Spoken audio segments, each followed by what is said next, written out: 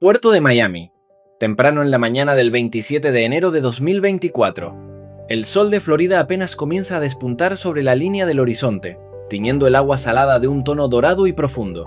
En el muelle se erige una pared de acero verdaderamente colosal, tan alta como un edificio de 25 pisos, que se extiende a lo largo de 365 metros. Para que se hagan una idea de la magnitud de esta obra de ingeniería, estamos hablando de la longitud de 3 campos y medio de fútbol alineados en línea recta a lo largo de la orilla. Caminar de proa a popa por este costado, a un paso normal y constante, le tomaría a cualquiera unos 15 minutos completos de marcha activa. Bienvenidos a Saber Más. Hoy nos adentramos en el Coloso de los Mares.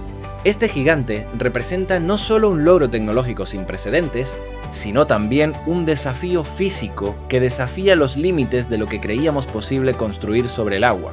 Desde la distancia, la escala del barco distorsiona la perspectiva de los edificios circundantes, haciendo que los rascacielos de Miami parezcan simples estructuras de juguete a su lado. La atmósfera en el puerto está cargada de expectación, con el murmullo de miles de voces que se preparan para presenciar un momento histórico en la navegación moderna. Es el inicio de una nueva era en alta mar, donde el tamaño y la complejidad técnica se fusionan en un solo cuerpo de acero.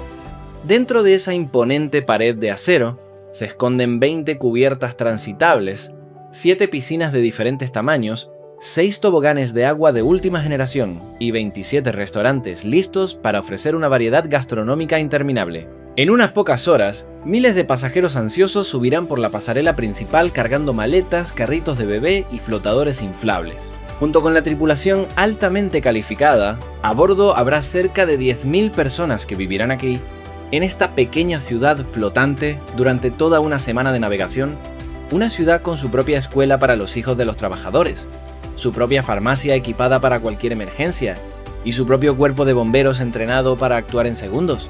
Lo fascinante es que toda esta vida bulliciosa ocurre en un espacio completamente aislado del resto del mundo. Los pasajeros caminados por las cubiertas superiores disfrutando del sol, ajenos a la gigantesca red de soporte vital que opera bajo sus pies. Cada rincón de este barco ha sido diseñado para maximizar el espacio y garantizar que la experiencia de los huéspedes sea lo más cercana posible a la de un resort de lujo en tierra firme, superando incluso las comodidades de muchos hoteles de 5 estrellas que existen en las ciudades más caras del planeta. Solo que bajo esta vibrante ciudad no hay ni un solo metro de tierra firme, ni un solo cimiento de hormigón armado que la sostenga. Debajo de los pies de los pasajeros hay poco más de 9 metros de fondo de acero y más allá, agua salada de varios kilómetros de profundidad.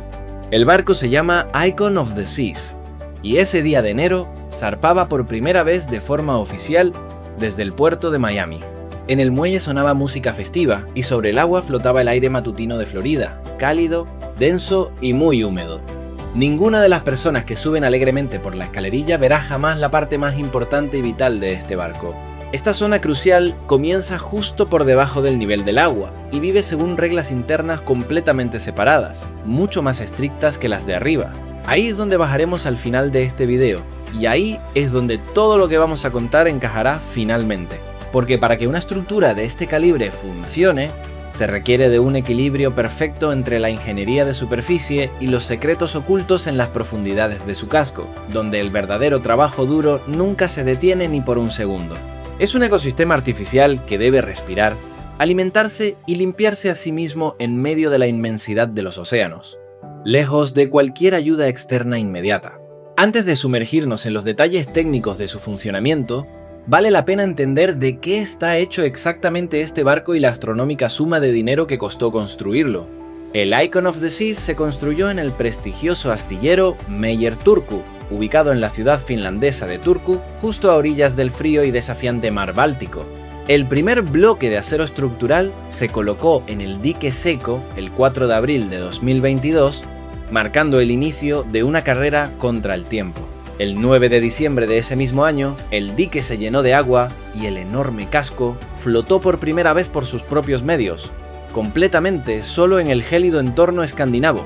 El barco terminado se entregó oficialmente al cliente el 27 de noviembre de 2023. Como dato curioso, el legendario futbolista Lionel Messi fue el padrino de honor en la ceremonia de bautizo celebrada el 23 de enero en el puerto de Miami. Su construcción costó Según el contrato final, la asombrosa cifra de casi 1.860 millones de euros, una inversión colosal que refleja la magnitud del proyecto y la confianza en esta maravilla de la ingeniería naval, que promete revolucionar la industria del turismo marítimo mundial. A bordo de este gigante hay casi 2.800 cabinas, y aproximadamente 7 de cada 10 de ellas tienen un balcón privado con vistas al océano. Todo el espacio interior se divide de manera estratégica en 8 zonas temáticas distintas, cada una con su propio carácter, diseño y ambiente sonoro particular. El puerto de matrícula de esta mole, lejos ya del frío astillero finlandés, es Nassau, la colorida capital de las Bahamas. Este barco carga con una cifra que impresiona a cualquiera, 240 y 8.663. Casi siempre se le llama, de forma errónea, el peso del barco, lo cual constituye el malentendido más común en cualquier conversación sobre grandes cruceros. Esa cifra representa en realidad el arqueo bruto, una unidad que mide únicamente el volumen interno total de los espacios cerrados del casco, no la masa física de metal ni de la carga. En pocas palabras, es una medida de cuánto aire sellado cabe dentro de esta inmensa envoltura de acero. La masa real del barco desplazada en el agua es varias veces menor que ese número tan repetido en las campañas publicitarias, aunque sigue siendo una cifra que desafía la imaginación y requiere de un diseño estructural sumamente avanzado para evitar que el metal colapse bajo su propio volumen.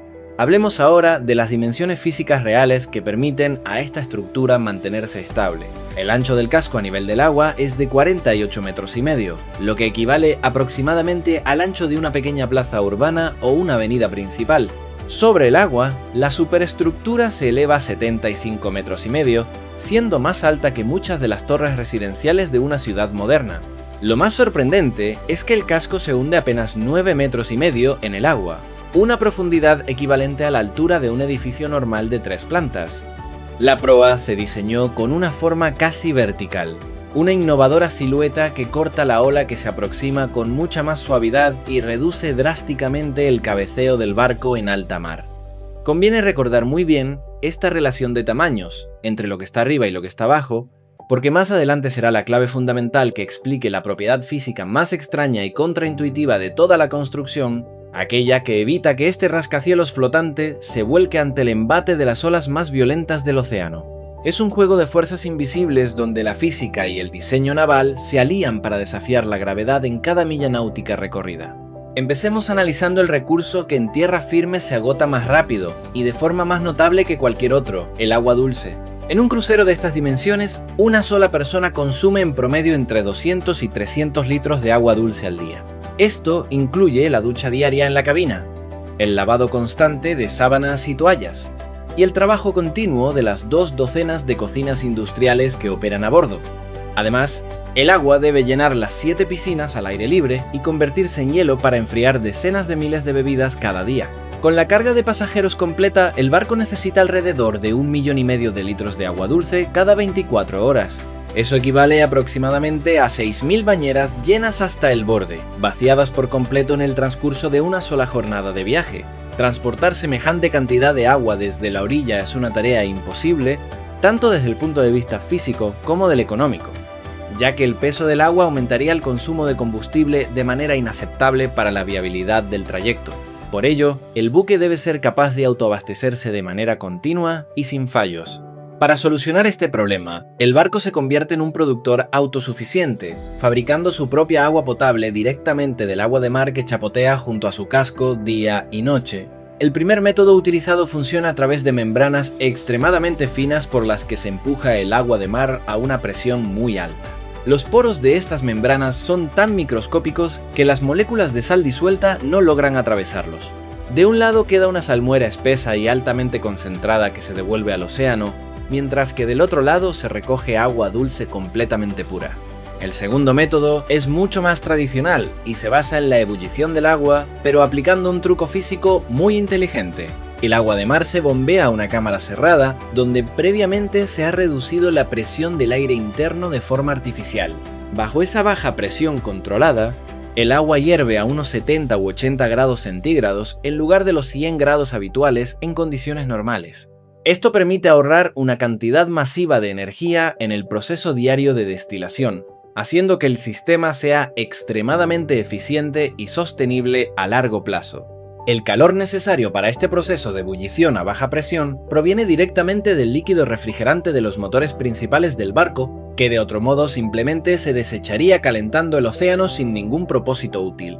El vapor de agua limpia asciende libre de impurezas mientras toda la sal pesada queda abajo, convertida en un caldo caliente, denso y turbio. Ese vapor purificado se enfría después y se condensa en las paredes frías de la cámara de destilación, transformándose en agua dulce lista para el consumo humano. En otras palabras, miles de personas a bordo están bebiendo, sin saberlo, gracias al calor residual generado por su propia sala de máquinas. Uno solo de estos evaporadores gigantes produce unos 20 metros cúbicos de agua potable por hora, funcionando casi sin detenerse. Los tanques de almacenamiento del barco solo guardan reserva para un día de consumo, por lo que las instalaciones deben trabajar de forma continua durante toda la semana de navegación para garantizar el suministro constante a todos los departamentos del buque, desde las lavanderías hasta los restaurantes. Sin embargo, el agua obtenida mediante estos procesos de alta tecnología es demasiado pura para ser consumida directamente por los seres humanos. En su composición química no queda absolutamente ningún mineral, ni el más mínimo rastro de sodio o magnesio, lo que la hace insípida y poco saludable para el organismo a largo plazo. Por eso, antes de enviarla a los grifos de las cabinas y a las cocinas, el agua pasa por un proceso de remineralización donde se le añade una pequeña y controlada cantidad de sales de calcio y magnesio. Solo después de este paso crucial, el agua adquiere un sabor agradable y llega finalmente a las duchas, los grifos y las máquinas de café de todo el barco. Si alguna vez has viajado en un crucero grande y has notado que el agua a bordo tiene un sabor ligeramente distinto al que estás acostumbrado en tu casa de la ciudad, ahora ya conoces el complejo proceso científico que se esconde detrás de cada sorbo que tomas mientras navegas en medio del océano azul. Es un recordatorio de cómo la ciencia médica y la química industrial trabajan juntas para mantener el bienestar de miles de almas en movimiento. Aunque el barco ha aprendido a fabricar su propia agua dulce de manera eficiente, no tiene la capacidad de producir alimentos directamente a partir del océano. Todas las provisiones necesarias para alimentar a 10.000 personas durante una semana entera de navegación deben subir a bordo en un único día de escala en el puerto. El proceso de cambio de pasajeros es una operación logística frenética que dura solo entre 8 y 10 horas, desde que el barco atraca por la mañana hasta que vuelve a zarpar por la tarde. En ese lapso de tiempo tan extremadamente corto, miles de pasajeros que terminan sus vacaciones bajan por las pasarelas mientras miles de nuevos turistas suben con entusiasmo, y al mismo tiempo, una columna interminable de camiones refrigerados se alinea al costado del casco de acero. En una sola escala de pocas horas se cargan unas 300 toneladas de alimentos y bebidas, lo que equivale a unos 30 camiones completos de carga y 500 pesadas paletas de madera que entran de forma continua por las compuertas laterales del barco, requiriendo una sincronización milimétrica para evitar retrasos en el itinerario de viaje. 300 toneladas de alimentos es, para que se hagan una idea visual, aproximadamente el peso de 50 elefantes africanos adultos colocados juntos en una balanza gigante. Cada lote de comida debe revisarse meticulosamente, clasificarse por temperatura y trasladarse con rapidez hasta los almacenes del barco, ubicados en la parte más baja del casco, donde se encuentran los enormes congeladores y las cámaras frigoríficas industriales.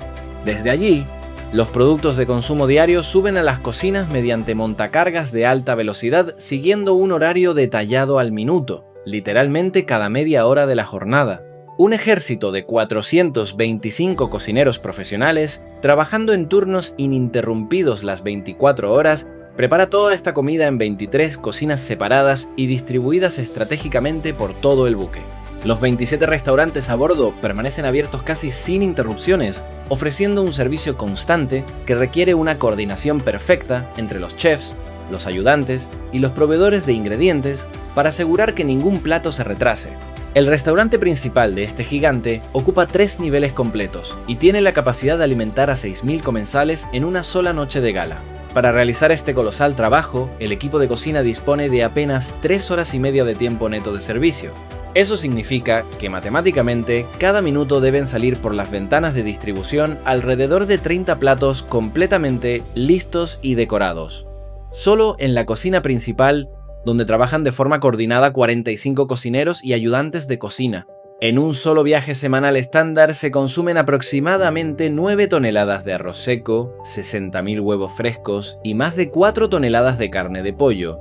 Un error en el cálculo de las compras puede costarle muy caro a la compañía naviera. Si piden de menos, no hay forma de conseguir comida en medio del océano para miles de personas hambrientas. Si piden de más, los excedentes se echan a perder y terminan en los incineradores del barco junto con el dinero invertido, lo que exige un análisis predictivo sumamente sofisticado de los hábitos alimenticios de los pasajeros. Para que esta enorme estructura de acero y sueños pueda moverse por el océano, se necesita de una cantidad colosal de energía.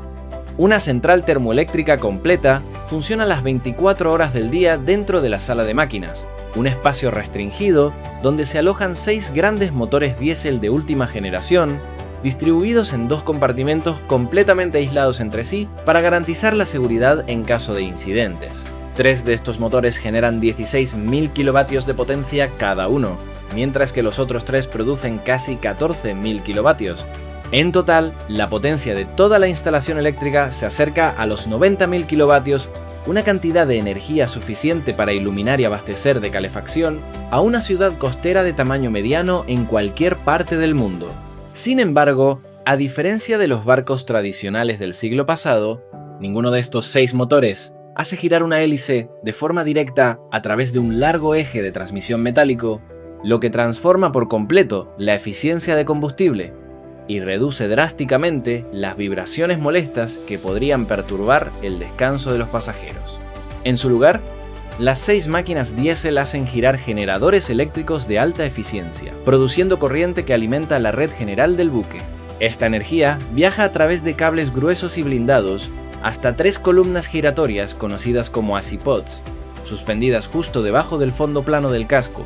Cada una de estas columnas es en realidad un motor eléctrico independiente con una potencia individual de 20.000 kilovatios instalado por completo fuera del cuerpo principal del barco. La hélice está montada directamente sobre esta columna giratoria, sumergida en el flujo de agua fría del océano, y la unidad entera puede rotar sobre su eje vertical en un ángulo completo de 360 grados. Gracias a este innovador sistema de propulsión, el Icon of the Seas no necesita un timón tradicional colgado detrás de la popa. Para cambiar de rumbo, simplemente orienta el motor completo con su hélice hacia la dirección deseada, logrando una maniobrabilidad extraordinaria para su tamaño que le permite atracar en puertos estrechos sin la necesidad de remolcadores externos. Para entender la importancia crítica de la fiabilidad en estos sistemas de energía, debemos recordar un suceso dramático ocurrido en el año 2019 frente a las costas de Noruega. El crucero Viking Sky, que navegaba con más de 1.300 personas a bordo en medio de una violenta tormenta invernal, perdió repentinamente toda la propulsión y la energía eléctrica al mismo tiempo. Los generadores se apagaron de golpe debido a una caída drástica en la presión del aceite lubricante de los motores. Con olas gigantescas, empujando el barco sin control hacia una costa rocosa y afilada, la tripulación vivió momentos de extrema tensión, mientras los pasajeros eran evacuados uno a uno en helicópteros de rescate, bajo condiciones climáticas extremas. La investigación posterior reveló que el nivel de aceite estaba dentro de los límites permitidos, pero muy cerca del mínimo. El violento oleaje hizo que el líquido se desplazara de un lado a otro del tanque, permitiendo que la bomba succionara aire en lugar de aceite, lo que activó el sistema automático de apagado de emergencia de los motores para evitar su destrucción interna. La investigación posterior añadió un detalle organizativo todavía más inquietante a todo este panorama. El Viking Sky había zarpado del puerto de Tromsø con uno de sus 4 generadores fuera de servicio, una condición que, según las propias normas de seguridad de retorno a puerto de la naviera, no debería haber permitido la salida a mar abierto. A raíz de este único incidente, la Oficina Noruega de Investigaciones Marítimas emitió 14 recomendaciones de seguridad, y desde entonces se endureció de manera considerable el control obligatorio del nivel de aceite en toda la flota mundial de cruceros, un legado silencioso que hoy protege a barcos como el propio Icon of the Seas. Este incidente histórico demostró al mundo entero que incluso la ciudad flotante, más moderna y lujosa, depende de detalles aparentemente minúsculos para garantizar la supervivencia de miles de vidas humanas en alta mar. Volviendo al Icon of the Seas, la estabilidad de su inmenso casco es otro de los grandes prodigios físicos del proyecto. Con 75 metros de altura sobre el agua y apenas 9,5 metros de calado, el barco parece desafiar las leyes de la gravedad. La clave de que no se vuelque como un juguete en una bañera radica en la distribución estratégica de su masa. Las cubiertas superiores son estructuralmente muy ligeras, compuestas por grandes espacios vacíos llenos de aire, como el teatro, el atrio y los restaurantes. Por el contrario, los componentes más pesados, como los motores, los generadores y los tanques de combustible líquido, están colocados en el fondo del casco de acero, bajando el centro de gravedad del buque casi al nivel de la línea de flotación, lo que crea un efecto péndulo natural que devuelve al barco a su posición vertical. Además de esta distribución pasiva del peso, el barco cuenta con sistemas de estabilización activa de última tecnología para combatir el balanceo provocado por el oleaje del océano. Por debajo del agua se extienden unas aletas estabilizadoras retráctiles que una computadora de a bordo ajusta y gira varias veces por segundo basándose en los datos en tiempo real de los sensores inerciales. Estos estabilizadores funcionan de manera similar a las alas de un avión, generando fuerzas de sustentación que contrarrestan la inclinación del casco, aunque requieren que el barco esté en movimiento para ser efectivos. A lo largo de la estructura también existen tanques de lastre interconectados que pueden mover cientos de toneladas de agua de mar de un lado a otro en cuestión de minutos para corregir cualquier escora. En situaciones extremas de tormenta, la tripulación puede tomar la decisión de vaciar el agua de todas las piscinas superiores, eliminando de golpe un peso significativo en las zonas altas para aumentar la estabilidad general del barco y garantizar la seguridad de todos los pasajeros a bordo. Precisamente por esta relación tan delicada entre altura y estabilidad, un elemento tan vistoso de este barco se convirtió en un verdadero dolor de cabeza para sus ingenieros. La enorme cúpula de vidrio instalada en lo más alto de la proa, que cubre todo un barrio de entretenimiento bajo un techo transparente. Esta estructura tiene 25 metros de altura y cerca de 50 metros de ancho en su base, construida a partir de 670 y 3 paneles de cristal templado y 712 piezas de aluminio ensambladas con una precisión milimétrica. En conjunto, toda la cúpula supera las 360 toneladas de vidrio y acero suspendidas muy por encima de la línea de flotación. Se ensambló primero en tierra firme, a partir de 12 módulos individuales, durante 8 meses completos de trabajo especializado, y su instalación final sobre el buque tomó más de 80 horas continuas de operación, con grúas de gran capacidad. Harry Kulovara, responsable de tecnología marina de la naviera, explicó el problema de forma sencilla. Cuanto más alto se coloca cualquier masa sobre un barco, más fuerte es su influencia sobre el centro de gravedad de toda la estructura. 360 toneladas de vidrio instaladas en la cima de la proa obligaron a los ingenieros a recalcular por completo la estabilidad de todo el casco, ajustando el lastre en las profundidades del barco para compensar cada tonelada añadida en las alturas. Otro de los grandes desafíos de una ciudad flotante es la gestión de los residuos generados por 10.000 personas. Los inodoros del barco no funcionan con gravedad y agua corriente como los de nuestras casas, sino mediante un avanzado sistema de vacío que succiona los desechos con gran fuerza, utilizando apenas 1 litro de agua por descarga. A pesar de este ahorro, en una semana de viaje se acumulan millones de litros de aguas residuales que van a parar a una planta de tratamiento biológico oculta en las profundidades del casco. Allí, las bacterias vivas purifican el agua hasta que cumple con los estándares internacionales más estrictos de la Convención Marítima, permitiendo su liberación segura al océano sin causar daños al ecosistema marino. Los residuos sólidos no combustibles se clasifican, compactan y almacenan para ser entregados en los puertos de escala, mientras que los restos de comida orgánica se trituran y se deshidratan para ser incinerados a bordo de manera eficiente, reduciendo al mínimo el impacto ambiental del viaje y evitando la acumulación de peso innecesario en el casco. Finalmente, llegamos al rincón más misterioso del barco, la cubierta de la tripulación. Un espacio que no figura en los mapas turísticos ni en los folletos de los pasajeros. Ubicada por debajo de la línea de flotación, esta zona está atravesada por un largo y concurrido pasillo industrial, que los trabajadores llaman cariñosamente la autopista. Aquí, en un entorno de techos bajos, tuberías expuestas y luces fluorescentes, viven y trabajan las 2.350 personas que hacen posible la magia del crucero. Mientras en las cubiertas superiores, los huéspedes disfrutan de la música, el sol y las fiestas de lujo, abajo la tripulación trabaja sin descanso en contratos que duran meses, compartiendo camarotes sencillos y manteniendo viva la inmensa maquinaria. Son las dos caras de una misma moneda. Una ciudad de fantasía en la superficie, que se sostiene gracias al esfuerzo diario y silencioso de la ciudad de metal, que opera en la oscuridad del fondo marino. Reunamos ahora toda la imagen, desde la cubierta solar de arriba hasta el fondo mismo del barco. El Icon of the Seas produce 1,5 millones de litros de agua dulce al día, extraídos directamente del mar salado que lo rodea. Recibe 300 toneladas de provisiones frescas en un solo día corto de escala en puerto. Genera electricidad al nivel de una central eléctrica urbana completa y la consume por entero en el mismo instante en que la produce. Limpia sus propias aguas residuales y quema su propia basura en medio del océano abierto sin dejar rastro visible a su paso.